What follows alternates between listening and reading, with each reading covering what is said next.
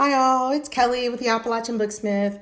I finished those India ink dyed papers, and to say that I am pleased would be an understatement. I think they're absolutely beautiful. I originally started doing these color dyes because I am in the process of making a tutorial for a double journal, and I'm using Tracy Fox's printables. And on her page, or her YouTube channel, she did this really beautiful tutorial where she printed with a darker ink on top of these and made tags out of them. They're absolutely beautiful. She inspired me to make a more colorful journal, but I knew I wanted some dyed papers, so I decided to do the India ink thing. Honestly, I'm not going to be using this on that journal after all. I've made the decision today I'm going to be making some 8.5 by 11 prints or dyed paper with this, and I'm going to be creating a digital from those. I'm also going to be selling some of the originals on my page. The other thing I've decided to do is I'm going to be doing some pen and ink art, some pointillism, some whimsical stuff, and I'm going to create a kit with ephemera that is in all of these colors. I just feel like with everything that's going on with COVID-19, being stuck in our homes, I'm really enjoying the color. And I like the tea dye too, don't get me wrong, but the color has really made me happy. So when I first started doing these, I was simply, spraying down the papers, dripping on the ink, and laying the plastic doilies over. By the end of it, and I didn't video this part of it, I had those inks and paintbrushes just painting over those doilies. So I got such a range of color from using this India ink. I was nervous about ironing it because I wasn't sure how the India ink would react. It did phenomenal. So these turned out absolutely beautiful and a complete range. This is probably one of the more subtle ones. And I think this was the bottom page, and it picked up some of the tea dye that was stained, because I use that container all the time. It's just stained up. And then I have these extremes, and this is with that place setting or placemat from Walmart. It has a butterfly effect, so I think the kit I'm going to design and the artwork I'm going to do is going to be kind of a very flowy, whimsical flower butterfly kind of thing. I might throw a fairy in there, I haven't decided. And I love the back of this. It is so subtle.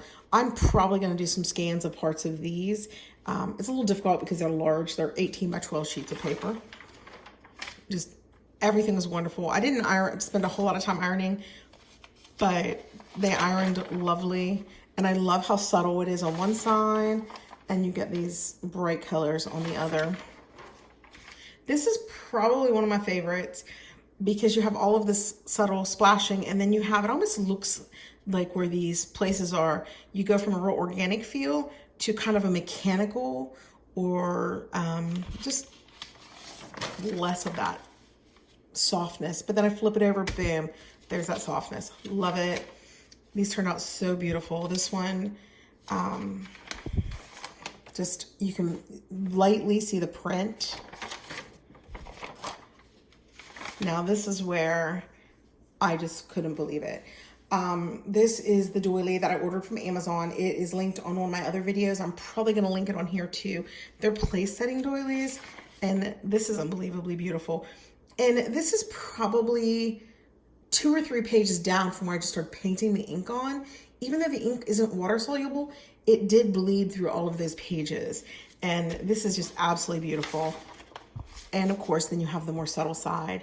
So it's really giving me options if I decide to scan these and use these. If I do, I'm probably gonna have to cut them down to 8.5 by 11 to scan them. And I hate doing that. This again, really soft on one side. This is that placemat from Walmart. And then again, I love it because it's so soft, and then you get these dark places where the pigment from the India ink pulled in those negative spaces. This one, amazing. This is the one from Walmart that you go to the craft section. It's in their vinyl plastic tablecloths in the craft section where they cut it by the yard. And the wonderful thing about this is you can cut it to whatever size you want. So you can cut it to the size of the paper, you can cut it to the size of your container, and it's really cheap. I don't think it was more than $2 or $3 a yard. And I honestly don't think I even bought a yard. I think I bought a half or a quarter of a yard. This one again is another one of those ones where it has this beautiful flow and then it has these more harsh images. And I just think that it works so well together.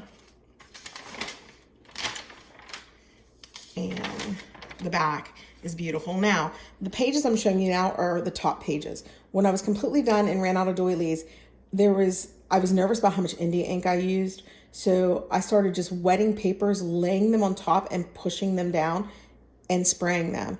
And at first they just looked white, but when I came out to check them an hour later, they look like this. And I absolutely love them. I'm not gonna be using this one in its entirety. I intend to cut it and attach it to card to make tags.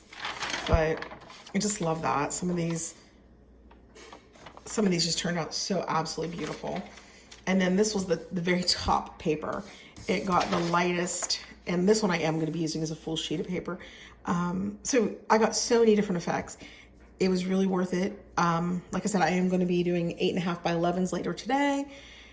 And those, it'll probably be a week or two. We'll end up, well, the paper will probably end up in a week, but the digital downloads, I need help from friends I'm not real good at. So I'll have to have some friends teach me how to do the digis, but I'm hoping to have some of these papers, in particular, a set like this in 8.5 by 11, probably by the middle of May, if not earlier, on my Etsy shop. So I hope you guys are having a good day.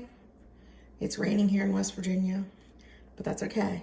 I'm gonna do a little crafting. I'm gonna do a little work with my students and make it a better day. You all have a good day too.